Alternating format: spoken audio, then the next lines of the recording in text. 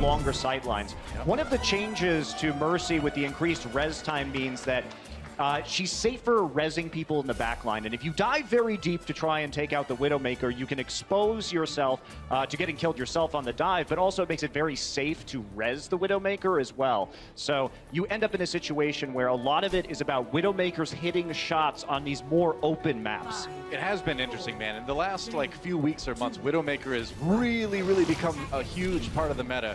I'm sure we're going to see a lot of that today. I want to see some of the new support. I want to see Moira as we see Florida Mayhem getting started here on their attack run. Vic on that far, of course, but Logic falling early. Nevic's able to track him down with that Diva, and that's going to be a big job for the Diva, is finding that Widowmaker and taking him out. Both teams sans Widow right now. Yeah, but that's the thing. You already see Doc with the Resurrection, and that's the power here. Even if you could take that Widowmaker out, it's very hard to prevent the Mercy from getting that Resurrection and keeping the fight going. But Zufei will be able to take out Baby Bay, and there's not going to be another res for a little bit. Yeah, that's right.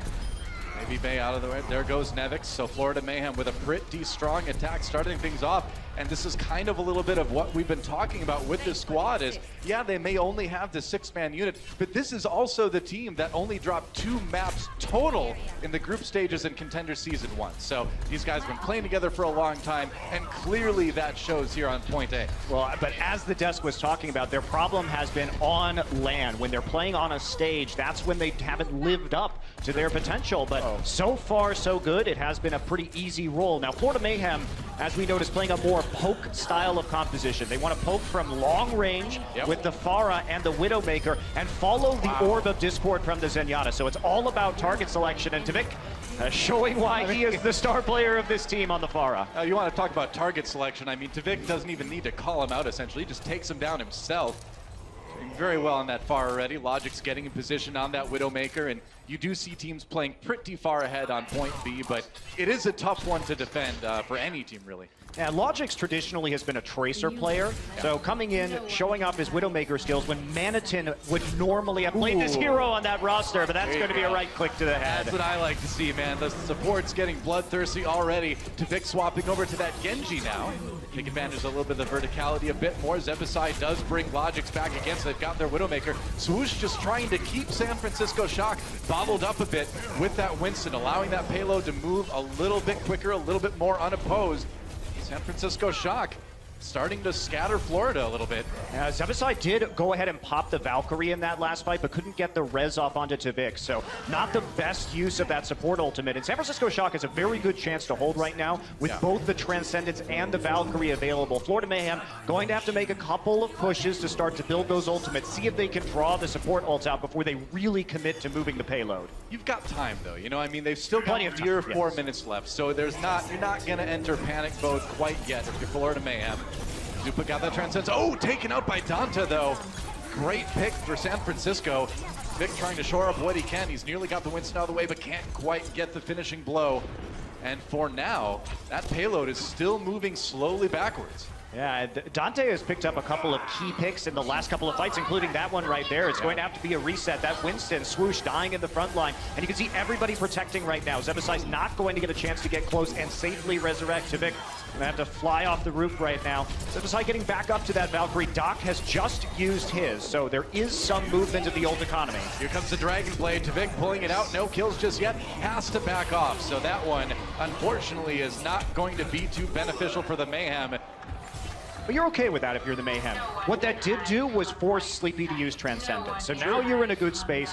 That was the point of that push. Make sure both support ults get out of the San Francisco Shock, and now you're going to come in. And this is the fight that Florida Mayhem really wants to win to continue to push forward and get a good time here on Dorado. This is what we were talking about earlier. They've got that time, they've taken it, built up that ult economy a little bit more. Zupa does fall early though. Baby Bay getting that crucial pick. And another one. Back. Oh, Logic striking back. But is it going to be enough? Oh, maybe it will be if he keeps going like this. Logic's trying to put this team on his back and carry him through Point B. He's nearly done it. That payload might start moving pretty soon. You got to be careful though. Danta still being a threat in that back line. And so much of the professional metagame still revolves around Mercy. When we see these picks, a lot of the time it depends on who has the Valkyrie as to who's going to actually be able to grind out and finish one of these fights. It is forced to be used by Zebasai, though. They still have the Transcendence to push it through to point B. You know, this has really been a duel between Widowmakers, too. Logix versus Baby Bay, and we've seen them both take shots off of each other so far in this map, but the problem with the attack Widowmaker is that even if you're getting picks, you can't be on the payload. You can't be the one pushing it, so you kind of need your team to stay alive too. We'll see if they can do that. Transcendence coming in now for Florida Mayhem as they push ahead. They've nearly got the payload through point B, but it's been a great stall for San Francisco. You don't see the payload stop here too often. And Sleepy picks up too. That was actually a pretty big mistake by the Florida Mayhem. So what happened was they were trying to catch Nomi as he engaged, but he had the Primal Rage up, and we did see Zuba use that Transcendence just a little bit early there, and that caused a bit of a delay right now. They're not going to have that ultimate, and Vic's Dragon Blades have not been doing work. That's the second one we've seen now that have gotten absolutely nothing for his team. San Francisco trading, but coming out ahead in the war of attrition here between both teams. And there's the Transcendence again for Sleepy just in time. Logix still looking for those picks, but again, Widowmaker can get the headshots, but she can't push the payload. And once more, San Francisco holding strong here. Florida Mayhem going back to the drawing board with not a lot of time left in the clock. Yeah, that Transcendence from Florida Mayhem was really an issue for them. They used it when they weren't really taking damage, and they couldn't actually finish a push onto the cart. Yeah. And now Doc will be switching over to that Lucio in the more confined space, assuming that they actually get to point C right now, but only 28 seconds left. Florida has to move. This Valk must do work for Zebasai. That's right. It's the only ult they've got on the Florida Mayhem side. They just used the Widowmaker one, so they know where everybody is on the side of San Francisco Shock. But they're going to need the kill. Swoosh going in. He does find Doc early. They're down to support. Supa picks off Nomi as well, as we can see on the kill feed. Logix taken out by Baby Bay, though. But that payload is moving. Are they going to do it? San Francisco got some kills. Can they get on the payload? It looks like they can. And while we enter overtime, there are no Florida Mayhem players around. And that will be a point B hold for San Francisco Shock. What a start. And that was such a clutch play from Baby Bay. Coming in, we said, this is the guy to watch on the San Francisco roster. Yeah. We've spoken to the team. They say he's the primary shot caller, and he has really risen to another level in terms of his long-range hit scan expertise. He was always a great soldier player, but he's got a few more tricks up his sleeve. And in that last fight, he took out Zebasai right as Valkyrie was popped at the start of the battle, and Florida needed to protect that Mercy if they were going to complete that push. Without the resurrections there, made it all more easier. More easy? More easy. Hey, we'll go with that. You're the English major, you tell me. At the end of that fight. So San Francisco Shock, sometimes these very crucial kills come in early in these fights, and those are the big determining factors. True enough. And I mean, if you look at that contest between Widowmaker too, and how the Widowmakers were dying on each team, we only really saw Baby Bay, I feel like, die to Logix. And the other side, Logix was dying to Dante, he was dying to being Dove. So San Francisco did a very good job of protecting Baby Bay so he could do what he needed to do. Yeah, and Dante was sort of the unsung hero of that. We didn't take a lot of look at the Tracer, but the number of kills he was getting on the back line and the picks were really delaying the advance of the Mayhem. So they're going to have to put a pretty stout defense up here. Sure enough. I mean, it's like we said at the beginning. I'll reiterate. We don't see the payload stalled out on Dorado on point B too often. Usually if it's going to get held anywhere, it's going to be point A or point C. So a rare point B stop for San Francisco Shock, and you know, they really couldn't be in much of a better position to take this map. Yeah, you'll notice we do have some changes here. Tavik will be on the McCree. They are not going to run Logix onto the Widowmaker, going back to his area of expertise in the Tracer. Makes sense. I do wonder too if maybe they had Logix swap a little bit earlier last round, if that would have gone different. We'll Baby Bay actually in a very interesting position. Yeah.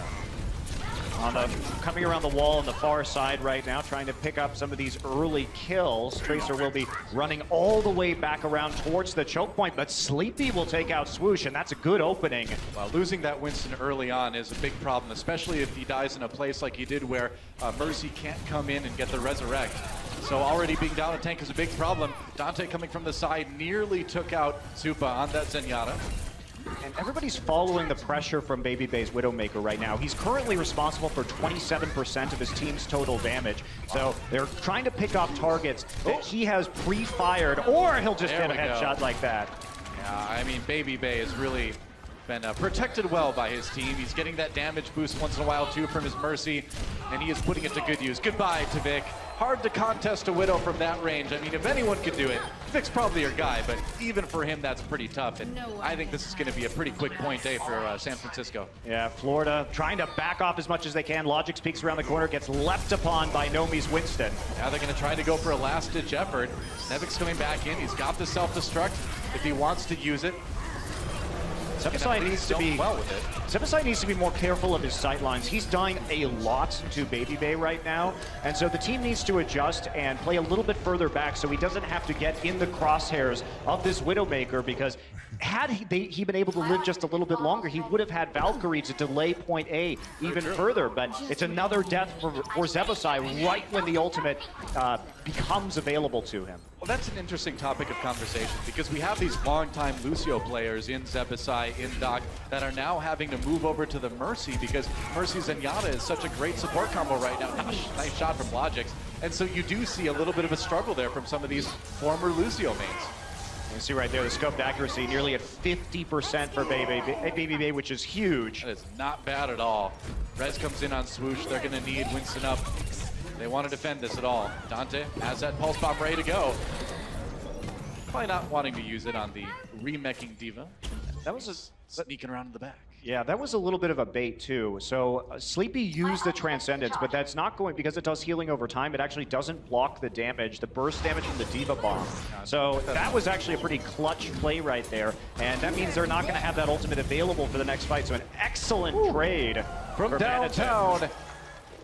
He's on fire. Is he on fire? He will be. He's on fire to me. Oh, you thought you were sneaky. Well, guess what?